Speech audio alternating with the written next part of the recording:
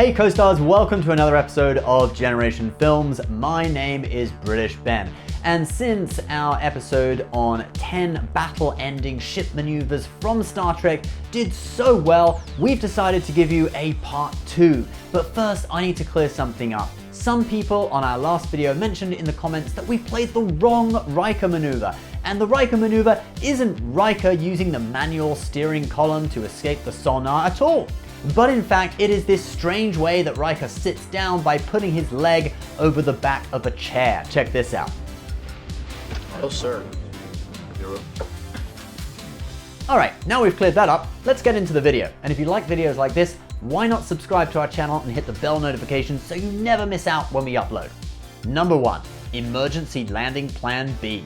This is a maneuver that Kirk orders Sulu and the Enterprise crew to pull off in order to get a shuttle inside the shuttle bay in Star Trek V. You know, that religious movie that I like to forget that exists. Only your infinite wisdom. And how did you breach the barrier? Since there is a cloaked Klingon bird of prey in the area, landing the shuttle in the shuttle bay would be tricky because it requires lowering the shields, which would leave the Enterprise open to attack. But luckily, Kirk, on the spot, comes up with something. Emergency Landing Plan B. What's Emergency Landing Plan B? Well, what Kirk meant by that was they need to open the shuttle bay doors and then suddenly lower the shields just before Sulu carries out a high-speed manual landing in the shuttle bay, and then the Enterprise raises shields and flies off. I like how nonchalant Sulu was about the whole thing. How often have you done this? Actually, it's my first attempt. As soon as the Klingons detect that the Enterprise has lowered shields, they decloak and power up weapons, which takes a few seconds, and it's enough time for the shuttle to crash land in the shuttle bay and the Enterprise to raise shields and go to warp. Number 2, the LaForge maneuver. Okay, they never actually call it the LaForge maneuver on screen, but that's what it was. Now, Geordi LaForge normally didn't have the best luck in operating the Enterprise.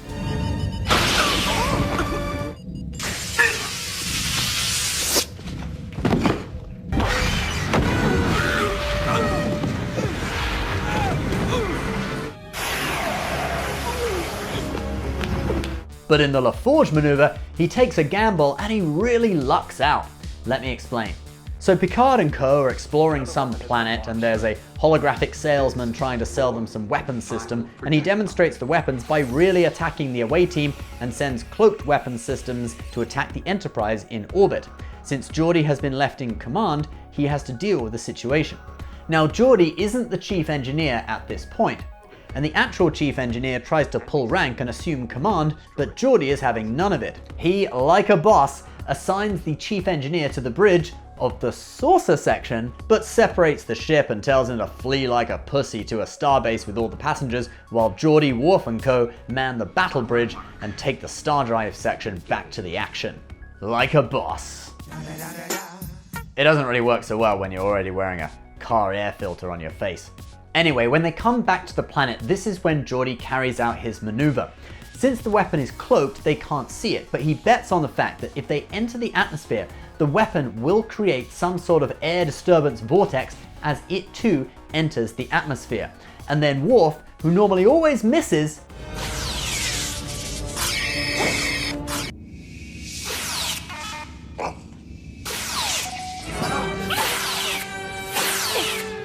for some reason is super confident that he'll be able to hit the weapon.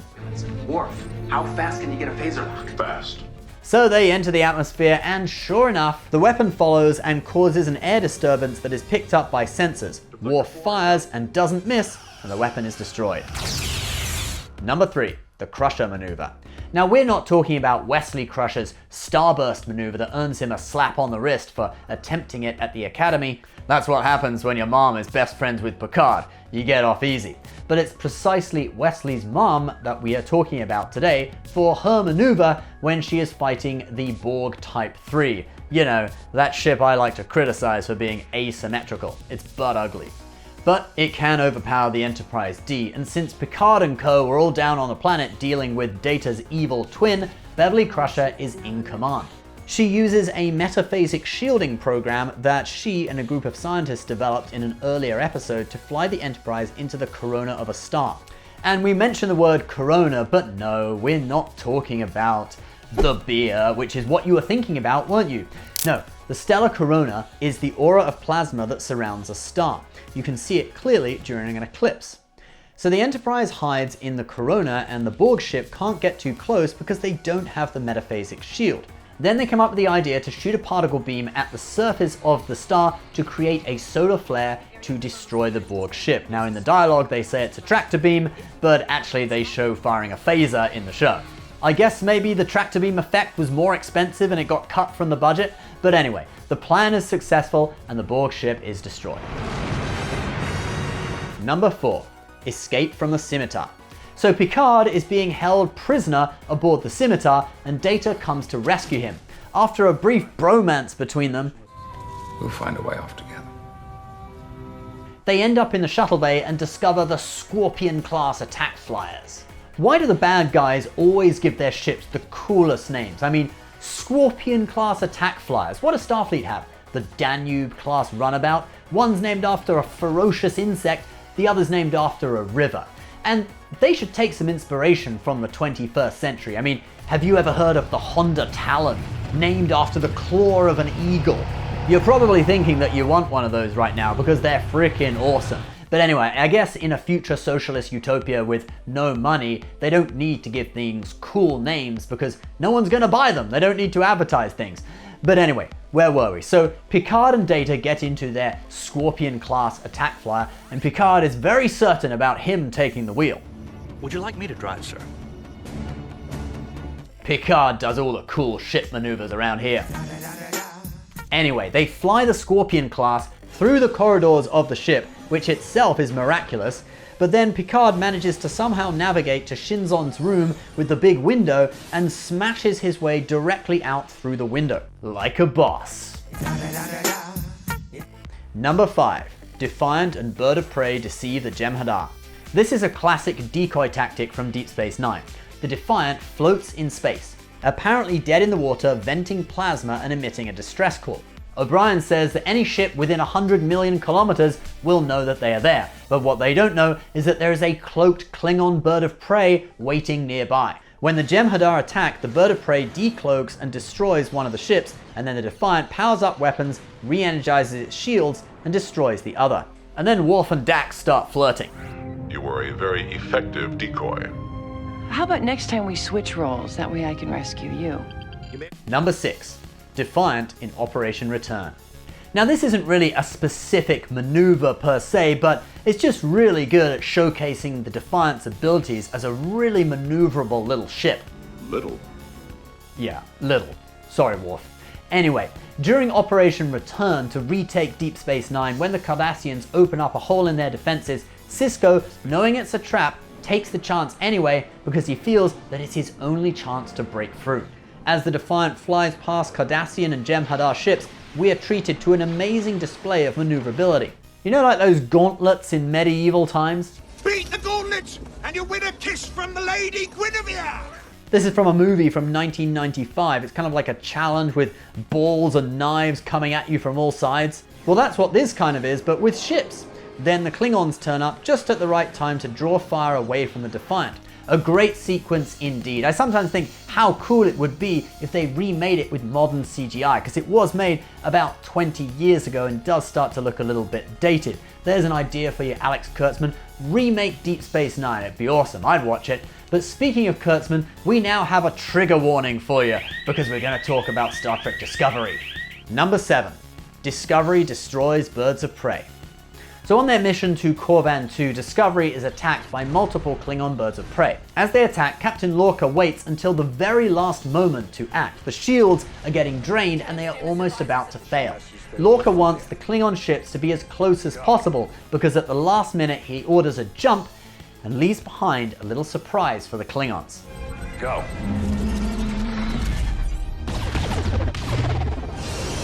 Photon torpedoes rigged to explode on a delayed timer so Discovery can jump out of there first.